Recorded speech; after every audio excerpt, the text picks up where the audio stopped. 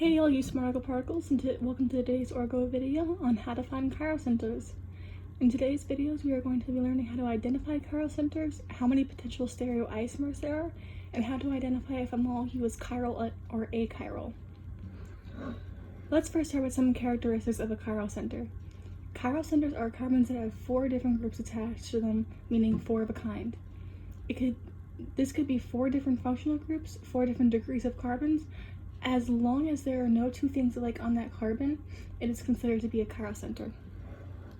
So let's take a look at our first example. Alright, the main structure, the red structure, is our skeleton. The first thing that I like to do is draw all the implied hydrogens, because sometimes we forget that they're there, and they can be a crucial part in finding a chiral center. So let's take a look.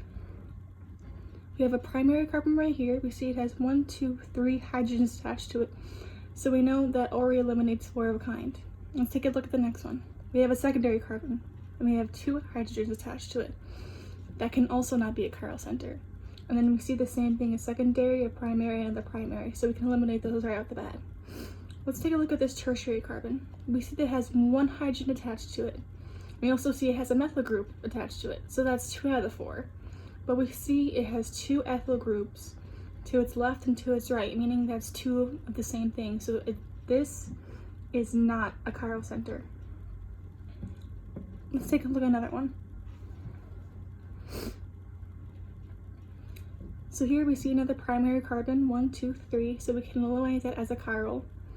We see here a secondary, 1, 2, we can eliminate that as well. And we see here 1, 2, 3 of the same, so we can eliminate that as well. Let's take a look at this one. We see it's attached to a chlorine atom.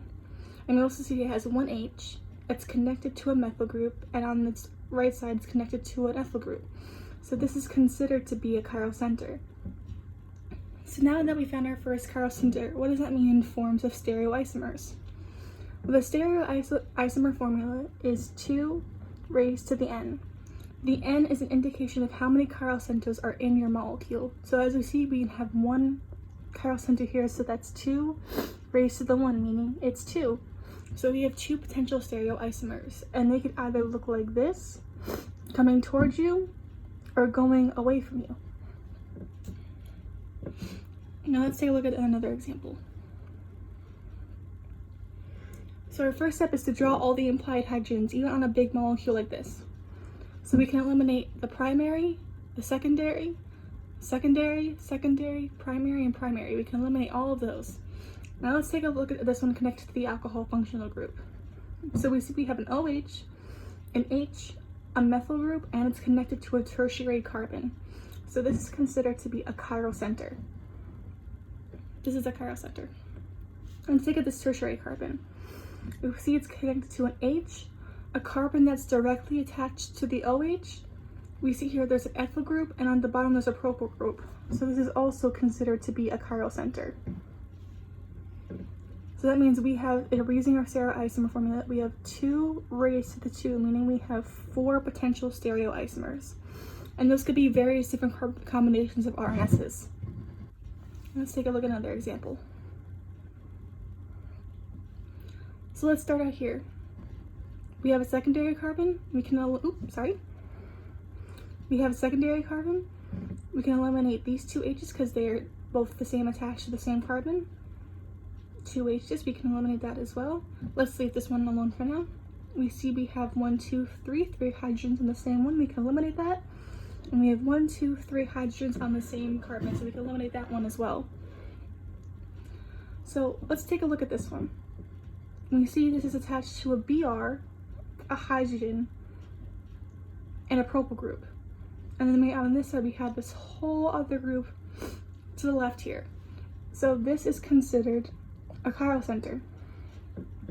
Now let's take a look at the carbon attached to the chlorine. As we said before, there's a chlorine, 2 hydrogens, and then this whole other group. Even though we have 2 different groups attached to it, those 2 hydrogens nullify the making of a chiral center. So even though it could have a chlorine atom in it, that doesn't necessarily mean it's automatically a chiral center. Alright, let's move on to the next one. Alrighty. So don't be confused by the presence of an alkene. An alkene on their own cannot be a chiral center due to their sp2 hybridization, unlike an alkene that is an sp3 and can take on more bonds. So just because this will never be a chiral center, it doesn't necessarily mean it can't be a part of one. So let's take a look. We can eliminate our primary because we have 3 same things on our carbon. This one has 2 hydrogens on the carbon. So let's take a look at this one. See, it's connected to a chlorine atom. We see it's a hydrogen connected to an ethyl group on this side and a carbon directly attached to a bromine. So this is considered to be a chiral center. Now let's take a look at this one. We see this carbon is directly attached to a bromine. It's connected to a hydrogen, an alkene group, and then a carbon, and then this whole group over here. So this is also a chiral center. So just because it has an alkene, attached, it doesn't eliminate the fact that it does have the potential to be a chiral center near it.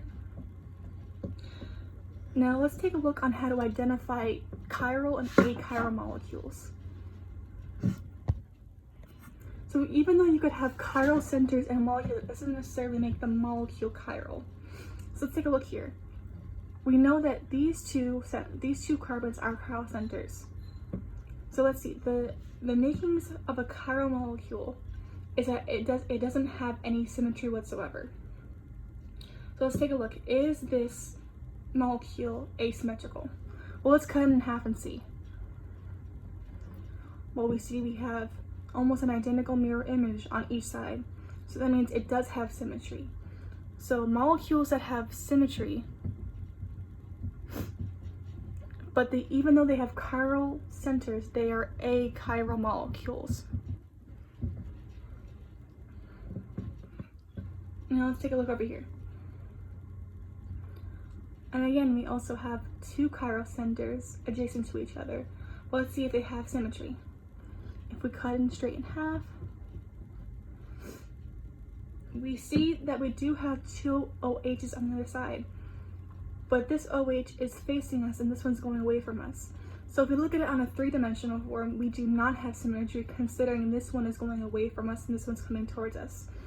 So this has asymmetry, meaning this molecule is chiral.